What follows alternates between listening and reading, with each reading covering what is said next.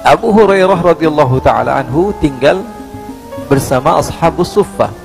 Bahkan beliau sebagai pemimpinnya. Beliau bercerita, ya, beliau dipanggil Rasul Aba Hirrah, ya Aba Hirrah. Karena apa? Karena beliau pernah suatu waktu bawa kucing dimasukkan ke bajunya. Jadi baju orang Arab dulu itu panjang seperti ini, jubahnya tapi panjang, kum, namanya kum. Dimasukkan apa? Segala sesuatu masuk ke sini, ya, segala sesuatu masuk ke tempatnya. Abu Hurairah ketika itu memasukkan kucing. Kemudian Rasulullah SAW tanya, apa itu hai Abdurrahman? Katanya, ini kucing ya Rasulullah. Ya Aba Hirrah, kata Rasulullah, hai bapaknya kucing. Dari situ beliau dipanggil Abu Hurairah radhiyallahu taala anhu wa 'anil jami'. Abu Hurairah pernah cerita, saya pernah kelaparan, udah gak kuat lagi, udah di ujung, udah gak kuat banget, kata Abu Hurairah. Akhirnya siapa orang yang saya sangat harapkan? Abu Bakar, rumahnya gak begitu jauh. Ya, saya muter cari Abu Bakar. Apa yang saya lakukan? Pertama, saya sudah tahan, saya tidur berbalik seperti itu, masih lapar, kata Abu Hurairah. Saya ambil batu, saya ikat sehingga apa? Saya kencangkan perut saya masih lapar, saya gak kuat. Akhirnya saya datangi sahabat-sahabat. Di antara yang saya lihat pertama kali, Abu Bakar ada di depan rumahnya. Saya datangi bergegas. Saya tanya, Abu Bakar, labbaika ya Abu Hurairah.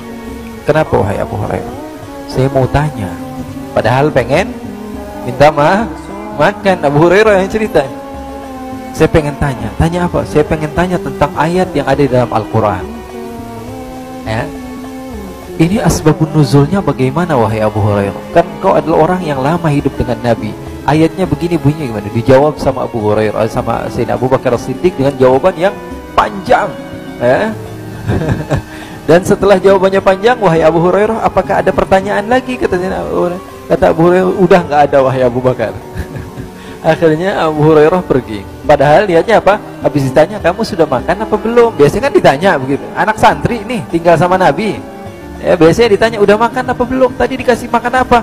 Belum, ya udah makan di rumah, begitu kan? Begitu, harusnya begitu, ngasih kode. Tapi Sayyidina Abu Bakar nggak paham ketika itu. Ada pertanyaan lagi, kata Sayyidina Abu Bakar, kata Abu Hurairah. Sayyidina Abu Hurairah, nggak ada wahai Abu Bakar. Takut kepanjangan lagi jawabnya. Akhirnya Sayyidina Abu Hurairah cari Sayyidina Umar. Wahai Umar, kau faham tentang urusan-urusan fikih dan semisalnya. Saya mau bertanya, ada si fulan bin fulan begini dan begini, hukumnya bagaimana? Dijawab dengan detail oleh Sayyidina Umar. Kemudian setelah itu ada pertanyaan lagi, wahai Abu Hurairah. Kata Abu Hurairah, tidak ada. Karena dia berharap Umar bin Khattab mengajak dia datang ke rumah. Terus menerus ditanya lagi, saya sahabat Utsman ditanya, sahabat Ali bin Abi Thalib, dan semuanya nggak ngasih makanan. Semuanya ngira Abu Hurairah nggak ada apa namanya, nggak ada niat lain kecuali memang bertanya. Rasulullah SAW di depan rumah ngeliatin Abu Hurairah bolak-balik. Rasulullah senyum. Kata Rasulullah SAW, Abu Hurairah, sepertinya perut kamu sudah lapar. Kata Abu Hurairah, iya ya Rasulullah, sudah, sini kamu datang ke rumah saya. Rasulullah SAW masuk ke rumah Rasulullah SAW, tanya sama orang rumah, ada makanan apa? Ini Abu Hurairah kelihatannya lapar, kata Rasulullah. Karena rumahnya dekat. Lalu istri Rasulullah SAW mengatakan, ya Rasulullah, barusan ada orang yang mengantarkan kepada kita satu wadah isinya susu. Kata Rasulullah, ambil. Kata Abu Hurairah, alhamdulillah, ya, dapat makanan ini dari Rasulullah SAW. Kata Rasulullah SAW, Abu Hurairah, kamu ketua Suffah kan? Iya wahai Rasulullah, kamu panggil ashabu Suffah semuanya biar ikut kebagian minum susu ini. Inna lillahi wa inna ilaihi raji'un. Niatnya pengen minum sendirian, habis itu selesai kenyang enak tidur ini. Ternyata sahabat-sahabat ashabu Suffah semuanya dipanggil. Berapa jumlahnya? 40-100 orang, semuanya minum kebagian, apalagi saya. Apalagi sebagai seorang ketua, Sayyidul Qaum khadimuhum, pemimpin dari setiap rombongan, mereka harus menjadi khadimnya. Akhirnya betul, kata Rasulullah, panggil semua. Akhirnya saya panggil semua ashabus suffah, saya panggil, ayo semuanya, ayo datang ke rumah Rasulullah. Kenapa? Ada makanan, ayo buruan santri semuanya pergi. Akhirnya semuanya datang ke rumah Rasulullah SAW. Kata Rasulullah, Abu Hurairah, kamu jangan minum dulu, kasih yang lain dulu. Jadi Abu Hurairah bagiannya apa? Bagian megangin doang, lihat orang lain minum. dia yang lapar haus, tapi dia yang bagiin satu persatu orang minum. Satu lagi sudah minum semua, udah kebagian. Diintip-intip dikit, ini bentar lagi udah mau habis ini. Akhirnya sudah selesai semua. Rasulullah SAW katakan, sudah selesai semua? Sudah. Kata Rasulullah, katakan pada Abu Hurairah, wahai Abu Hurairah, kemarikan minuman tersebut. Kenapa ya Rasulullah? Saya mau minum juga, kata Rasulullah. Jadi Abu Hurairah belum minum, diambil sama Rasulullah yang minum. Di sini ada pesan, Rasulullah tidak malu untuk meminum bekas sahabat-sahabat. Sallu ala Nabi Muhammad.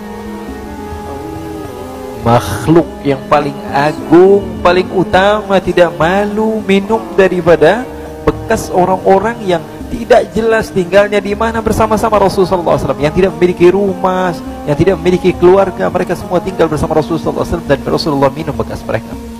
Lalu kata Rasulullah, wahai Abu Hurairah, kamu duduk, kamu minum.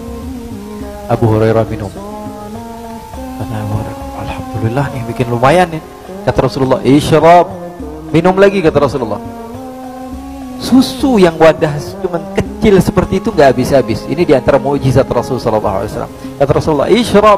Minum lagi. Kata Rasulullah, isyrab. Minum lagi. Isyrab. Minum lagi. Sampai kata Abu Hurairah, fa wallahi ya Rasulullah ma ajidu maslakan. Ya Rasulullah, saya sudah nggak dapetin tempat lagi buat naruh susu ya Rasulullah. Akhirnya setelah Abu Hurairah minum, diambil lagi gelasnya oleh Rasul, dan Rasulullah SAW meminum lagi bekas Sayyiduna Abu Hurairah radhiyallahu ta'ala anhu. Sahabat Abu Hurairah radhiyallahu ta'ala anhu yang bernama Abdurrahman bin Sakhr al-Yamani ad-Dawsi. Jadi kita bisa ngebayangin di mana mereka tinggal ketika itu dan bersama siapa mereka hidup, sahabat-sahabat Rasul sallallahu alaihi wasallam.